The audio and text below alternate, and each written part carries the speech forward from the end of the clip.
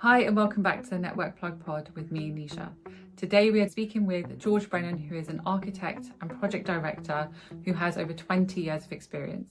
George has worked in the UK, Ireland and internationally, so has a breadth of experience that he can bring to the conversation. George and I have worked in the past together, so it was really good to be able to sit down and speak with him about his journey and how he came up through it. So today we're looking at architects and what do they do day to day? What is it like studying it? What's the route to becoming an architect? And then once you are in that role, what does the career progression look like for you? Now, the whole point of my podcast is to give you insights over and above what you'll be able to just read about online, because speaking to somebody who's doing the job day in, day out and getting their real life lived experience is just so far superior than what you'll be able to read about online. I'm not saying to discount anything that you read online, but this should be able to supplement your research that you do. Now, because of that, I wanted to challenge certain parts of the field, and I was able to do that because I have a background in construction and I studied part one in architecture, so I was able to prod in certain places. This essentially was the conversation I wish I had had when I had started out, because a lot of the questions I never would have even thought to ask are answered in this conversation. And the reason why I never even would have thought to ask half of these things is because you don't study or learn about architecture before you get there. You don't understand the way that it is taught or what is expected of you when you're at school. No other subject requires the same type of engagement from you as architecture does. So it was really important for me to make sure that we included all of the things when it comes to this degree and this career. None of these in conversation withs that I do are going to be adverts for these roles. I'm trying to give you all the information that I never had when I started so that you just start off on a better foot. So with that being said, let's get into the episode with George. So we've got George Brennan, project director at Pick Everard, multidisciplinary practice.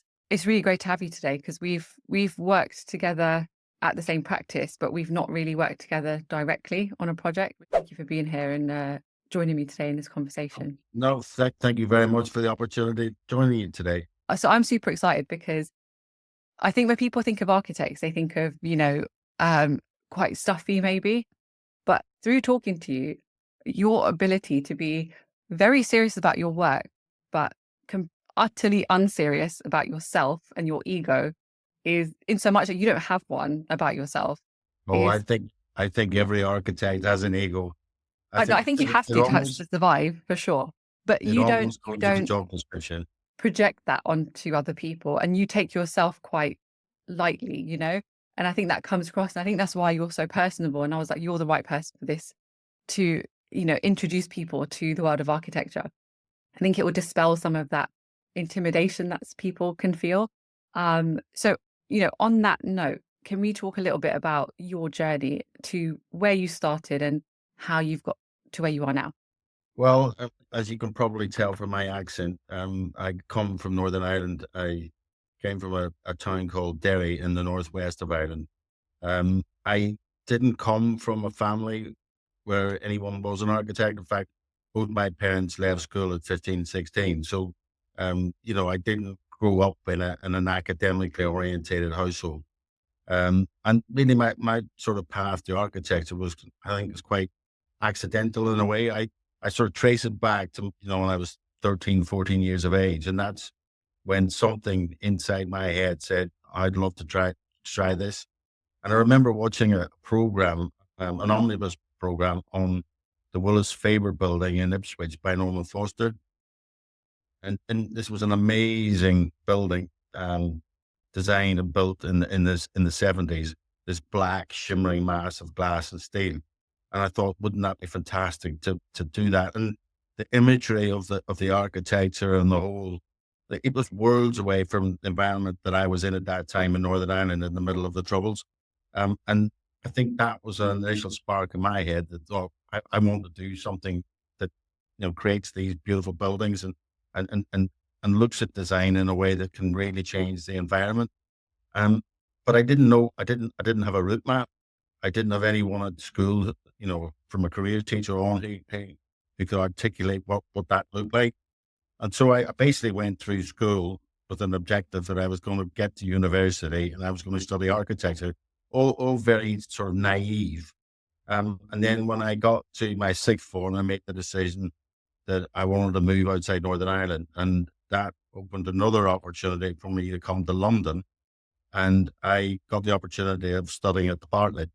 Back then, there was no research done about where the Bartlett sat in the rankings, as it were, and now it's one of the best architectural schools in the world, certainly in Europe. And so there's a certain level of serendipity, really, and how things have happened. There was no conscious plan, and I went from step to step. And then when I arrived in London and arrived in the Bartlett, that enthusiasm was really ignited again. And I started off in what was then mapped out as a 7-year journey. And I remember so well that the first weeks where a lot of people were very sure on the course that they were actually going to stay the distance and actually get qualified at the end of the 7 years. And what's really interesting of the cohort that started that course back in the early 1980s, 50% of them didn't follow architecture. They followed other career paths and didn't actually follow it through to become a qualified architect. So I think for everyone on the journey, the architectural education journey, it's a very rich academic route to a number of jobs and professions, not just architecture itself. But I stayed the course. I did all 7 years. Well, I did all 5 years at Bartlett, and then I got qualified 2 years after leaving the Bartlett. So I did it in the minimum 7 years, and I did that simply because I love being out in practice. I enjoyed practice much more than I enjoyed academia, even though the Bartlett was a wonderful place. But when those first couple of years when I went out into practice, you got a real sense that you were working in an industry. You were building things, and that sense of achievement and working on real projects that made real differences to people's lives is probably what's kept me in the business for as long as it has. So yeah, a very direct route to get qualified as an architect, but I suppose I did it more in ignorance than anything else. There was no grand plan or mentorship that went behind it. Certainly no parental figures pushing me to do it. So yeah, Your that's pretty enjoyment much. for Yeah, for the yeah, project, yeah. and I still enjoy it as much today as I did when I first started out as a student. And that's the fantastic thing about architecture. It's such a diverse activity. Every project is different, every client's different. Yeah. And through my career and the use of technology, Yeah, massively. innovation, all of that has changed. So yeah, and I've met so many wonderful and fantastic people along the way, whether they be clients or colleagues. Yeah. It's interesting you say, 50% of your cohort ended up doing something slightly different because I mean, I studied part one, and and through, as it was quite a small group compared to some of my friends going to do other courses at university. They were like, "Oh, we've got lecture halls and there's 300 people there," and I was like, "There's like 30 people in my studio and maybe 100 people across the whole course." And during that time, numbers dwindled. Yeah, I mean, we didn't get down to half, but it was that there was a significant number of people after at least first year sort of dropping out. And I remember speaking to somebody else outside of university, and they said, yeah, because what ends up happening is people, because we're not taught about architecture before university, there's no real understanding of what it means to study it. um, you go into university thinking, I'm going to have this experience of partying, and and then you get there and you're like, oh, this isn't that at all. And we are doing completely different things than everybody else in your halls, than your friends from high school that have gone on to university, maybe things like that. And you're like, this is like a lifestyle. This is not just a course. I'm having to really dedicate consistent time to this because it's week in, week out. It's not like you get a bunch of exams at the end of a academic year and maybe some coursework thrown in. This is like every single week you're having to produce physical models, drawing, and then you've got coursework for the technical subjects that are running alongside it.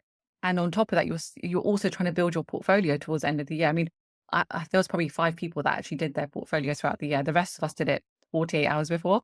But it's a constant thing. So it was completely different. I think that shocked people, and they were like, "Oh, this isn't for me." And also they learned that this isn't going to change once you get into the world of work. This is No, a long and hard slog. So you really have to. And this is a lot of people ask me, oh, my daughter or my son really wants to do architecture. And I'm like, oh, how old are they? They're like, oh, they're 15. I'm like, or they're 16. I'm like, well, unless they've wanted to do it since they were a kid, I would really make them think about it. And I'm happy to speak to them about what it actually is. And if they still like it after that description, and I'll give them a fair description, then they should actually go for it. And if they're put off, they should consider some adjacent subjects or maybe something else, because this isn't for the faint of heart.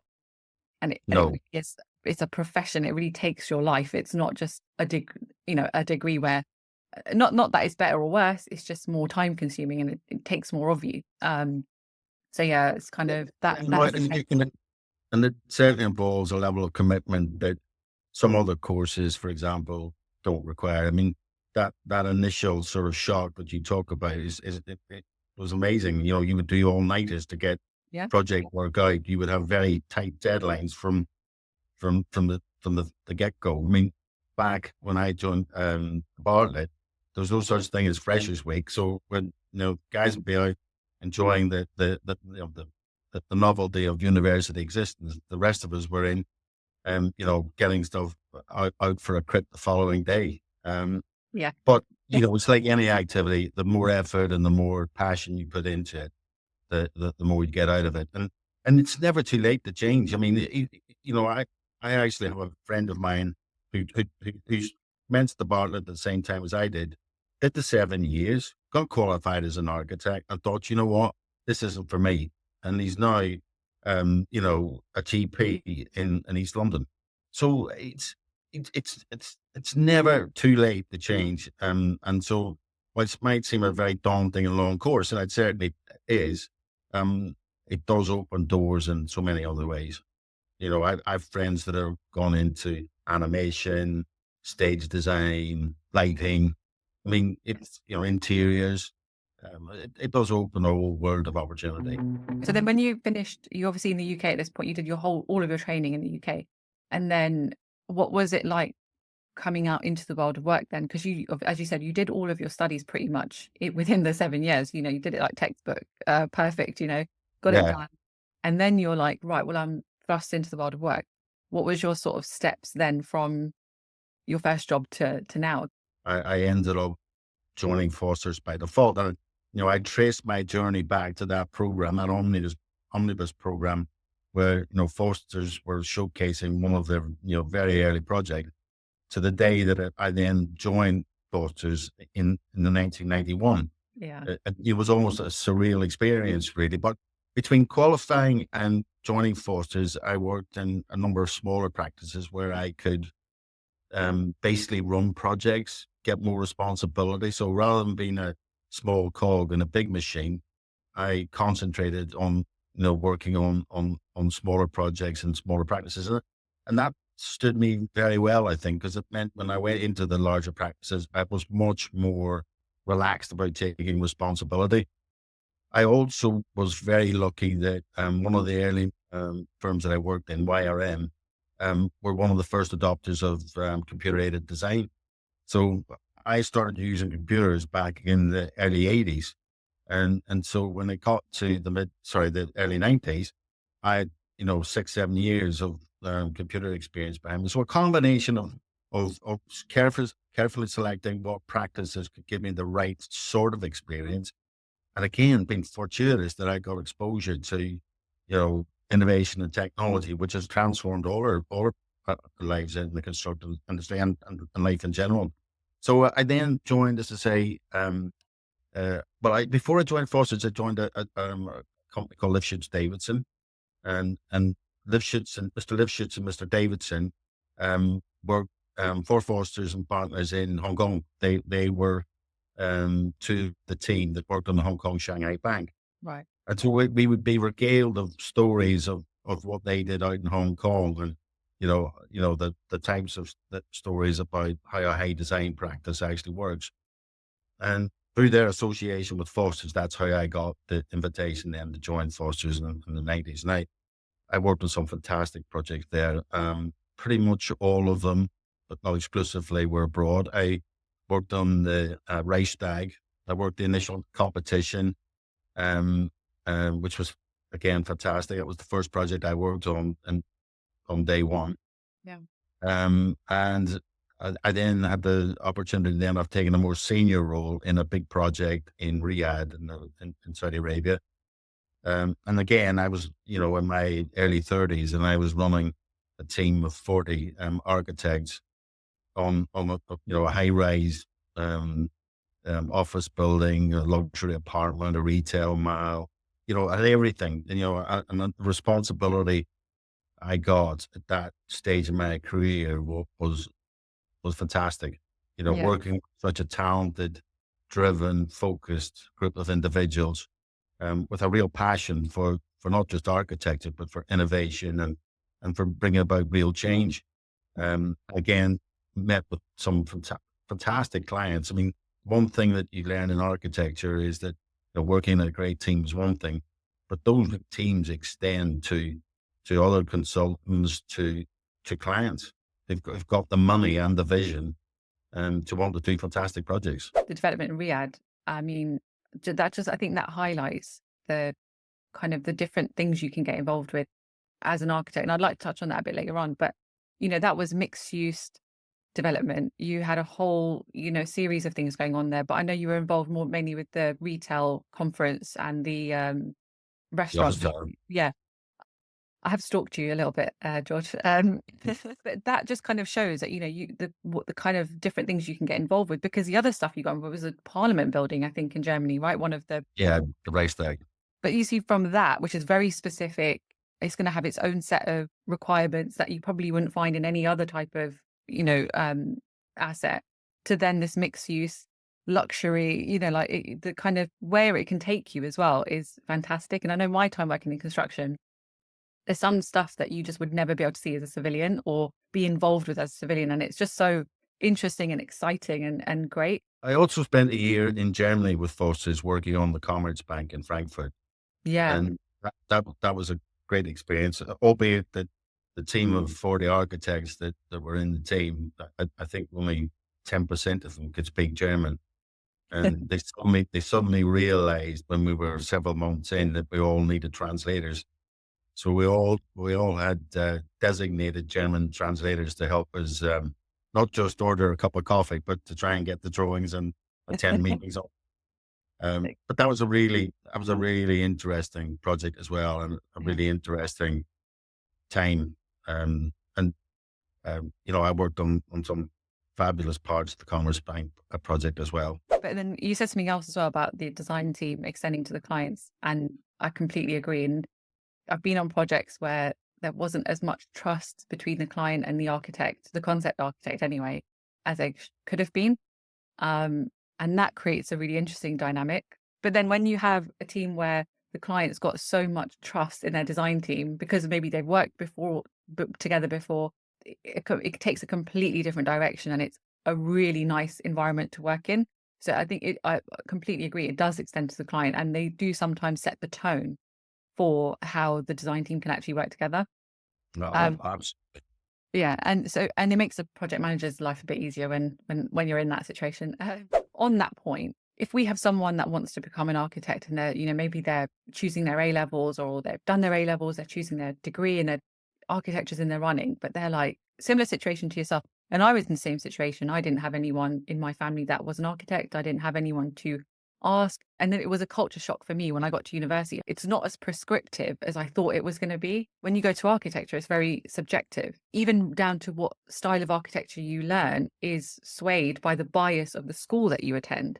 So if you've got someone in that situation, they're like, I really want to do it, but what does an architect do in terms of a construction project? The process is actually quite structured, and it goes from the very sort of broad brush principles of what the client wants, what his budget is, what the site is. So what you're basically dealing with, and that sort of early briefing stage is almost like putting down the foundations to a house. That's the bit. If you get that wrong, then everything that goes on top of it can be a bit unstable. And then we follow through. We've got, 7 stages of the RIBA work stages that we generally profile our processes for. So you go through from brief development, you'll come up with a concept, what concepts meet and maximize the client's opportunities and aspirations. You'll then follow that through to detailed design. You'll then take that through then into a package of information that you can give to a contractor to price, to tell the client how much it's going to cost. You then get the contractor into a contract and you build the project. So when you go from the concept design to detail design, at what stage do you, because sometimes there's civil engineers involved, there's mechanical and electrical engineers involved, there's building surveyors involved sometimes. Where do they fit into the architect's or orchestration of that design? Okay, well, certain disciplines we will pull in even from the very outset. I mean, ever increasingly, mechanical, electrical engineers set the scene for so much what we do in terms of sustainability. It becomes a very early involvement in today's briefing. But typically, the core team would start at concept stage. So once we've extracted the brief from the client, that's the stage we'll sit down as a multidisciplinary team. And all projects, no matter how small, have their complexities. So you almost invariably will require an engineer, whether that's a mechanical, electrical engineer, or whether it's a structural engineer. And in more technically challenging projects, some of the projects I've worked in, geotechnic, you might need a geotechnical engineer to input. Sustainability is a huge and increasing input that we need. And so what happens is the architect will lead that team. You'll become what we refer as the lead designer. So you'll act as the conductor, as it were, of the team. You will be guiding that team through each of the process to make sure that the design develops in accordance with the way that you want it to. And you'll be acting as the liaison between that team and the client. So, you need very good communication skills in both directions. You need good communication skills to the client facing and also to your team facing. So it's very much a conductor's role. That's how I can best describe it, where you've got a lot of moving parts and you need to make sure that they're all on song. Yeah, I think that's completely right. I sort of see it as sort of like akin to like a creative director. So even though you've got all of these different elements that feed into the design and sometimes direct it, like you said, the M&E, sometimes, for example, if you've got quite a complex site, you're quite limited by structure or, whatever. But ultimately, no matter everybody's individual input, it is down to the architect to make sure that when you look at it as a whole and when the building works as a whole, it actually meets what it's supposed to meet. But you're not just considering what the client wants, you're also having to maintain the sustainability requirements, which are becoming increasingly more important nowadays, and there's more stipulation around that. Fire hazard, that it's not just about I've got this wacky design in my head and I need to get it out. You're a little bit more, there's a little bit more regulation to it. And Yeah, and regulations is a good word to describe some of those things that may not be within your gift, that you may not. I mean, planning is always for architects is always a very stressful period because you're trying to convince people that what you're designing has all of these benefits, and that often involves a lot of engagement and public consultation. And, clients have the expectation that you're in control of that, but you can have control, but it's largely, out with your immediate control. So, there's all those external challenges as well as those challenges that you orchestrate internally. yeah, so if someone's sort of looking at this sort of brand new, it's not just being able to be creative. You're having to be able to speak well, as you said, in both directions, both being able to speak to a design team and use the right, language and motivate them as in the way that you need them to. Because also you're trying to rein people in, I guess, in some ways. And sometimes I've seen they're also trying to rein the architect in. So there's Yeah. sometimes a little bit of that tension, but it's creative tension and it's really good. And when you have a team that either have worked together before or they just gel well, that process is really interesting to see, it happen, and you get really great results from it. But then also you're having to almost be like, almost on the commercial business side when you're talking to the client. So you're having to sort of speak to them on their wavelength and understand how to land your message. Because when you speak to the design team, they're already halfway with you because they are already thinking like that. But how do you convince or get a client to jump on board with a design or a proposal when maybe this is not something they do often? So Yeah. there's different skills. It's not just about being able to draw or being able to come up with an idea or respond to a brief in a creative way. Um, but and then you also have to have the sensibilities of, as you say, managing planning and stakeholders. It's not just about designing, and you're also managing multiple stakeholders. And that you have support from the PM, the client, and all that kind of stuff, and other consultants. But ultimately, you do need to have all of those skills. So I guess it's important for people to understand that you're not just going into design; you're actually leading in a big way. And there's all these other skills that you do have to develop over time. And I think it's important for people to sort of think about what you're naturally good at and what are you willing to then develop and work on and practice if you don't have those natural skills. Um, Yeah. And the skills of an architect cover a very wide spectrum. I mean, the types of skills that I've just described, not one individual can hold all of them or hold all of them to an exceptionally high standard. So that's where having a great team comes into. And it's a bit of a cliche, but we are a people business. I mean, it's really true. And to have a talented, committed team around you makes the job so much more enjoyable and so much more successful. I completely agree. I think that's the thing I've learned the most moving into tech, that the biggest difference for me is that well, I've only ever been in construction before this, so I didn't know any different. But it's made it even more evident to me how much of a people-focused industry it really is. It is just because it's an old industry and it was based on relationships. It was based locally, and it was based on relationships. So you work with the people that you knew.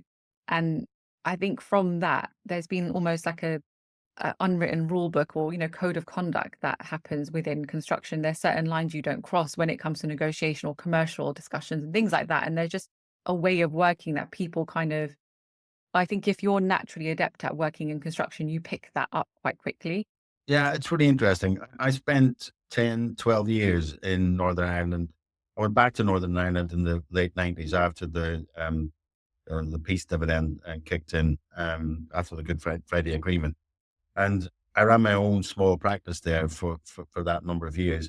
And that dynamic was completely different from working for the big multi national, the likes of the Forces. And it taught me a different set of skills when you're working within a community, small community, where the builders and the clients and they're all in the same community, and that understanding that you can't piss people off, that you can't That's what I create was meant. teams. There's an understanding between everyone, and it's almost like unwritten. Like you just know where you are going to cross. If I do this, it's crossing the line, and it's not how we practice, it's not how we work. But no one's ever told anyone. It's just if you kind of are suited to this sort of industry, you'll pick it up, and you just kind of know like the If you done thing. don't have that sensitivity, then you won't be in business for very long. Yeah, That's exactly. the No, simple, exactly. Yeah, simple yeah. mechanics. But the thing is, And when you say you went back to Northern Ireland, it was a completely different community and way. Well, it was community driven rather than big corporation. But that's kind of how all of this started. It was family businesses. Your dad was a brickie, you became a brickie, and that's why a lot of the trades are now falling behind in terms of numbers, because the kids that are coming out of those families don't want to be tradespeople. They want to go and do different jobs.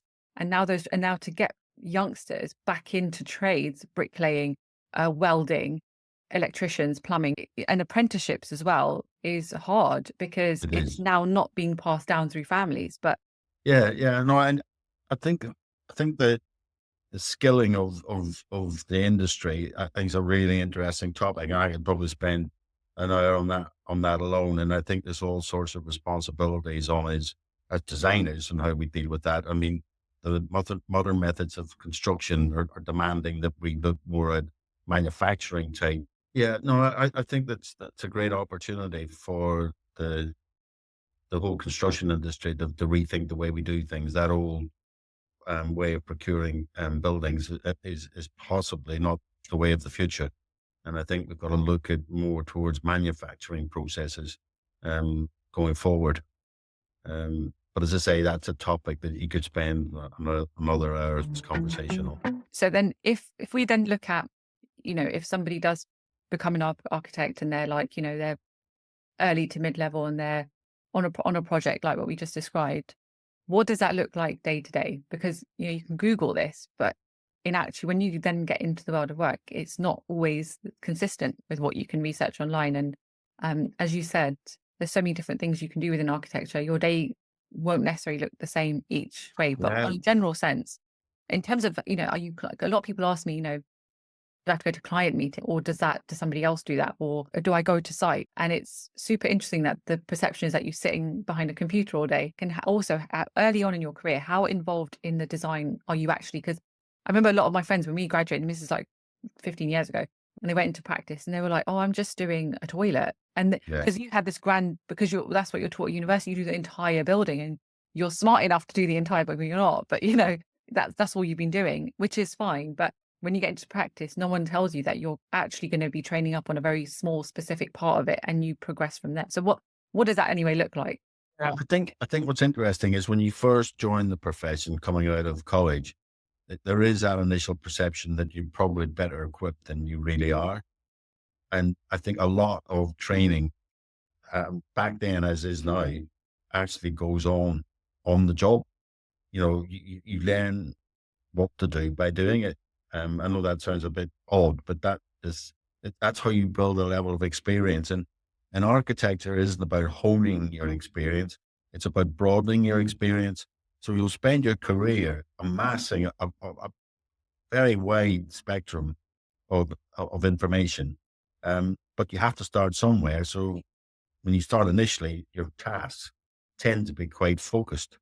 So you're quite right. You'll be given very focused tasks and be fairly heavily supervised. Whether you're working in a big practice or a small practice, you will find that in those early days, you'll have someone who you'll be working for or with, and they'll be checking what you're doing, giving you advice on how to do it. And now through that process, you acquire the skills and knowledge then to become more independent.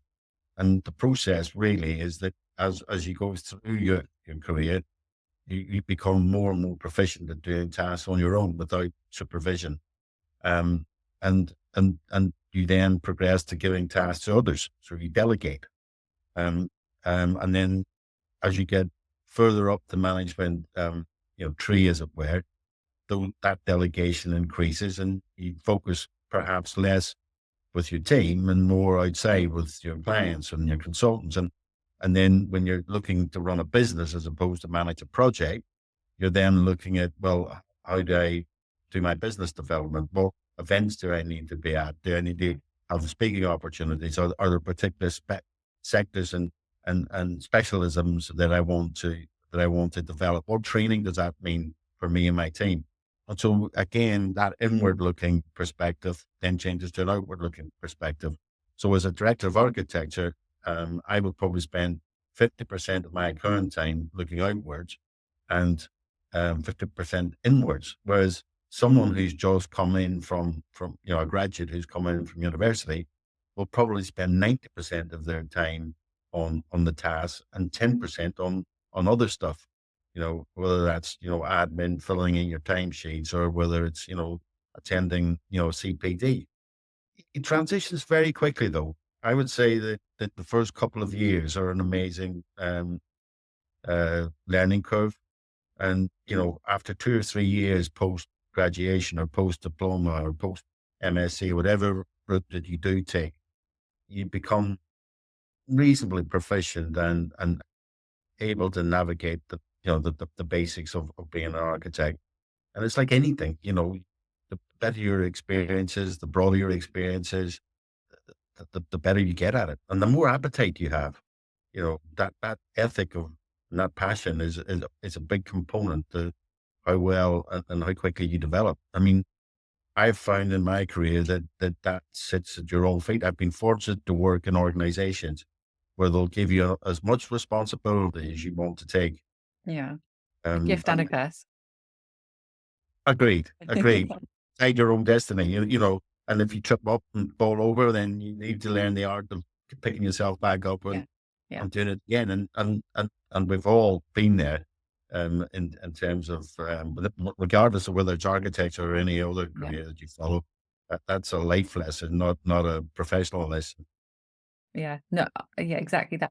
I mean, it's interesting because when people sort of first go into the world of work, out of my friends that went on to become architects, and when they were doing, I remember when they went on from their part one and again from their part two, there was always two camps. One was raring to go, give me more design work. Why can't I design the entire thing? Why am I only doing the stairs at the entrance? Blah blah blah.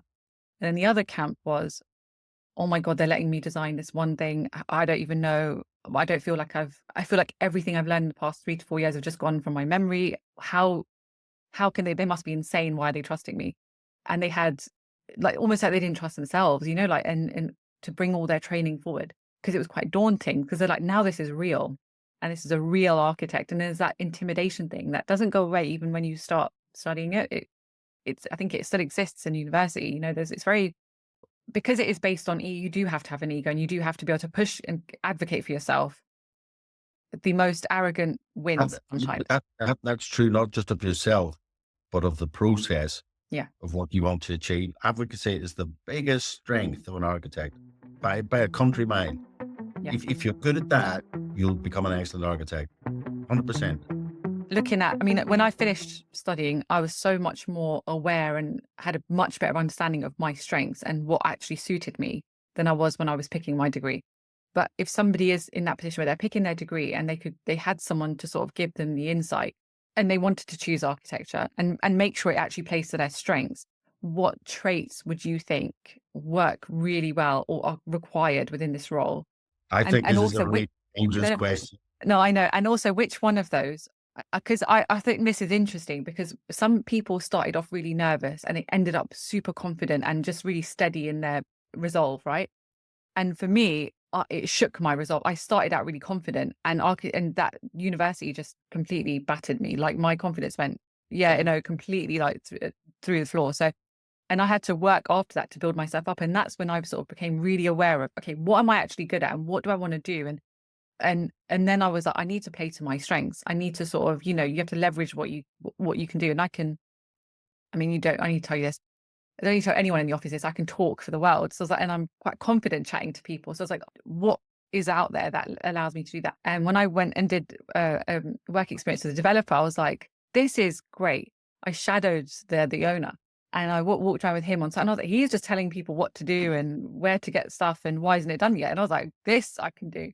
And it was like, you're on site 1 minute, then you're back in the office, then you're looking over drawings, then you're reviewing. And it like really made me tick. And I was like, I'm so excited to go to work the next day. And that kind of, lent really well to me. But so out of those things, then a few traits that you think these are the keys, or if you have this, you're kind of going to be adept at this. Which one of those are nurture and nature? Because some people can build those skills. I think we all know intrinsically what in his works best. I mean, interestingly, I was told by a very ill-informed careers teacher when I was at school that I needed A-level maths to get myself into architectural school. And I hated maths. I hated it with a passion. And I didn't get my A-level maths. Right. I didn't, I said it 2, 3 times. I can't remember how many times I said it, but I didn't get it. Yeah. But I still got into one of the best universities in the country. Yeah. Because I loved art, I loved geography, and I was good enough at those subjects that got me in. And that taught me a really simple lesson is that don't be told what you need to do what you need to do. Yeah. Just believe it. And if you enjoy it, if you enjoy what you do, I mean, it's not just an architecture. I think, you talk to anyone who's been successful, and people who've been most successful always say the same thing. I'm so lucky to do the job that I do and do the job that I love. So I think we all instinctively know those bits, but there's obviously bits to your game that you do need to work on. They do require constant dedication to improving your skills, whether that's communication skills, whether that's drawing skills, listening skills, you know, all of those things all come into the mix. But I'll go back to it. No one person possesses all of what's required. So if you can think of yourself a bit more of a jigsaw and you possess certain pieces, but not all of them, I think that's a better way of navigating the whole world of architect. Because it, whether you're super technical or whether you're super artistic, you will find a niche in this profession for sure. I think that's a better answer than what I was hoping for, because it just made me think, when I was switching different industries, and when I wanted to kind of go into project management after I finished architecture, I did a year, and I was really like, that time it was really hard to find a job. Everyone in my cohort was just struggling to. I mean, I had people, peers of mine, they were like, "We've just had to take a job in Tesco. There's nothing wrong with a job in Tesco, but it's not the job you trained for." So he was like, "Well, I just need to get paid." So it was things like that was going on, and then I just found that developer, and I did some work with them, and I was like, "This is it." No one was hiring me as a project manager. Nobody, assistant project manager, nobody. I was walking onto building sites with my CV going, "Can I speak to the site manager? Can I give my CV? Can I, phoning up consultancies?" It was great because they were like, "You've done architecture." So it doesn't, for some reason, it didn't make sense to them. And I was like, "Okay, fine." And then when I went, but I knew I wanted to do it. And when I got the job in the Midlands with the practice you're at now, I was like, "I don't want to go to the Midlands." And then there was one other job that I could have potentially got here, and I didn't like how they were running things. I was like, "This sounds like it's going to be absolute chaos." And I was like, well, I have to go to the Midlands, whether I like it or not. And I just went. And my not wanting to go was less than my want for getting the job and doing the thing that I enjoyed. And then all the fear I had just kind of got put to one side. And you just figure out a way. When you actually really want it, you figure out a way. You make your own path. And it's a bit of a jumbled path, but you make it because Yeah, you start thinking left and right. You don't just think of, "Oh, well, this is the next step and it didn't work for me, therefore I'm stuck." No, you start going, "Right, well, if I do this side thing on here and somehow I'll then make my way back into where I need to go." You start thinking in different ways. If you're kind of on the fence, to be honest, I know I don't mean to put anyone off, but I really do think you should really consider whether you want to do this as a career, because it's going to take so much out of you during your studies that if you're not dedicated to developing those skills and really putting the time in, I mean, time when I say you won't be able to attend some people's birthdays and some people's things. The other side of it is brilliant, because then you've developed a skill of around commitment and dedication and consistency, which a lot of your university peers won't have. I felt like I had a bit of a step ahead because I was just more, I could just put more work in than other people because I was trained to do it for 3 years. one thing we got to be careful of is that almost glorifying the sort of the work ethic that used to be in architectural schools back when I studied, and I think become a lot better as a profession at getting that work life balance better. And mental health is much more to the fore than it would have been 20 years ago. Do you Um, think that's improved in practice, in reality? that's Not interesting. compared to back like the 90s. I mean, compared maybe the last 10 years, because I I think it might have. I don't think it has on the whole. I think it's not consistent Yeah. across the profession or across the industry. I think some organizations do it a lot better than others, if I Yeah. was being honest. So, yeah, no, I would agree. There's not a consistency there, but at least there's a recognition that there needed to be a transition, and I think that's positive because this is something we want people to come into. I Yeah. want people to want to join the profession. I want them to join the construction industry because provides a fabulous opportunity. Yeah. So we've got to make it the best possible environment we can. And the other thing for someone at the back end of my career is what I want to keep going.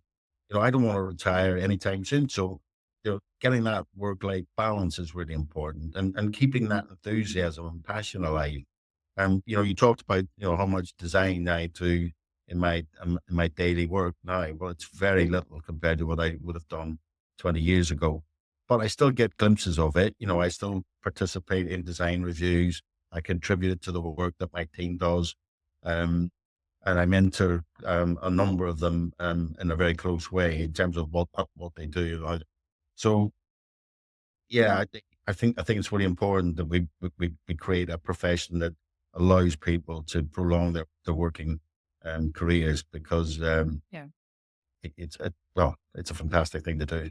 I want to emphasize the amount of hard work it takes, because it's important to you. I don't want people to go into it and think, what the hell is this? But in the same measure, the reward is just as great, if not greater. I said before, the type of things you can get involved with, you just would never, ever, ever get a chance to experience as doing any other profession. It's almost like you get a glimpse behind the city that you live in, and you feel more connected to it because you're like, I know what happened on that building when it was being, because I was working on it, or I've been in that part of that building, that civic building that no one else has been in, whatever it is. You create a legacy. I mean, the beautiful Yeah, thing about architecture and construction is we make things. yeah, We make things, spaces and places that influence people's lives. yeah, I look back, maybe I go for a meal in a restaurant that is, I mean, the Oxo Tower I worked on yeah, as a very young architect, way back when. And, when I celebrated my 50th birthday, me and my family had a meal there. yeah, And you can sort of say, well, 20 years ago, 30 years ago, yeah, I designed this. yeah. And, It's super that's special. so rewarding. Yeah, it's so rewarding. Yeah. For anyone that doesn't know, the Oxo Tower is a sort of almost landmark building in London. It's sort of along the Thames. It's gorgeous. So it's so stuff like that. You can get involved. It's so special. It is such a special career, and I think you can tell by the way I talk about it. I still feel really connected to it, even though I only did part one. It's I It's would never too never have late, done a different Lisa. degree. Huh? Never too late. You can Never always too come late. back You to did say that architecture. it's never too late. Um, but no, I would never change that for the world. I'm so glad. But this is my point. It's hard, but that what it gave me, I've taken with me, and I think it's what's helped propel me in every other thing that I've done is come from that degree. If you're willing to put in that I think the traits that we going back to the traits, it's dedication and the ability to say, I'm willing to learn. I'm really willing to just throw myself into this, because you will get it back tenfold, in the course of your career. Um, and I think everything else that we talked about right at the top, which was, being able to talk to different people, I don't think that should. And when I talk about nature and nurture, I raise that to say, I don't want people to think, oh my God, I know I can design, but I don't know. I don't want to speak in front of a client, or I don't want to, but my point is, I want people to know that you can build those things. And like you said, not everyone's going to be good at everything all at the beginning of their time, maybe some people are better at just the design work and the technical design work. And maybe as they grow into it, they become really confident speaking to clients over time. And normally when you have a good manager, they can spot who's comfortable and then they know where to and when to push. I think this person's ready now to say a bit more in this meeting, and I'll give them that part of the agenda to talk about. And then Yeah. next time they do a bit more, and then they'll be running that design team meeting. So some of it is nature, which is the determination, just wanting to do it. And I've made long lasting connections with a number of former colleagues that have become mentors. Yeah. And people are so generous with their time in this profession. Even now today, with all my years' experience, I come up against problems that I struggle with. And Yeah. I've got certain go-tos, whether they're team management, whether they're contractual issues. I've got certain go-tos that I go to help me and mentor me through. So there's always that support there, always that support there. And one of the nice things about, having a lifetime in a career like this is that those connections are really quite rich and rewarding, because as much as um, you'll take from others, you'll be given to others as well. It's just the nature of the profession. This is, I think I've said this in every episode so far, but this is the biggest thing I tell people when it comes to networking. My uncle told me this, and when I was in high school, and I don't know why he told me this, but it's never left me. And he goes, whenever you go into a room, never approach it as, what can I get? Always go into it like, what can I help with? And he goes, that way you will find your people and the people that resonate with you and work the same way as you, and you will build longer and better connections that way, because not only will you be able to be supported in some way in the future, but you will also be a pillar for them. Um, That But was a it's very work. valuable piece of advice. Very And much. it's the same thing you just said, but it's never served me wrong so far either. And I think youngsters sometimes think, everything's so quick nowadays. It's like, how can I get this done quickly? Who's going to get me there the quickest? It's like, it's not about that. When it comes to people, and especially in construction, as we talked about, it's a people focused industry. It can't be about that. It has to be about the long game. And it's a very small world in the construction industry, and you'll come up against people, or that you cross paths with, earlier in your career. It just happens time and time again. Yeah, In London it happens quite frequently, but everywhere it happens. You come up against people that you worked with in the past, and yeah. you know that's really rich and rewarding, because that team collaboration um, grows on that type of activity. Exactly. I'm going to let you go because I appreciate you need to go and have your evening, and you've been so kind with your time. I'm just Not at going to, all. I had three questions, but I'm going to have one because I think this is probably the one that most students will struggle with. If somebody was currently doing their part one and they're unsure whether to go straight into part two or actually take the year out and go into practice, looking at the landscape of, construction at the moment and the way that practices are hiring and the demand and things like that, in your opinion, what would you recommend? What are the pros and cons of doing either? And it could be around, you know, pros and cons around the mindset of taking that year out or going straight through or practically landing a job. What's kind of, Okay, well, from my personal perspective, I took the view that the sooner I got through the process, the better.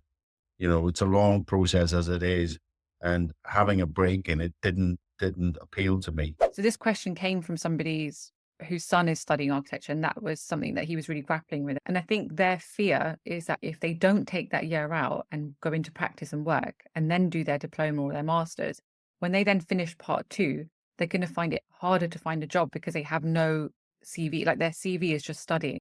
And so I wondered if, our practice is looking for that. Yeah, no, there is, but basically the way the course is structured, you have 3 years to get a degree. And then after that 3 years, you typically would go spend a year out in practice. And that basically counts as part of your 7 years. And then you go back into, and then you have a further year. I did it slightly differently. But the part that allowed me to do um, a hybrid, where I didn't actually do a proper year out. I did an academic year, but I did it in industry. So it counted as not as a year in practice, but it counted a year in academia. So I had a double job for that year. And that for me was ideal, because it shortened my academic input by a year effectively. Yeah. It meant I was out working, I was earning money, I was in practice, and it was an environment I wanted to be in. And it didn't impact on me. In fact, if anything, I found it positive.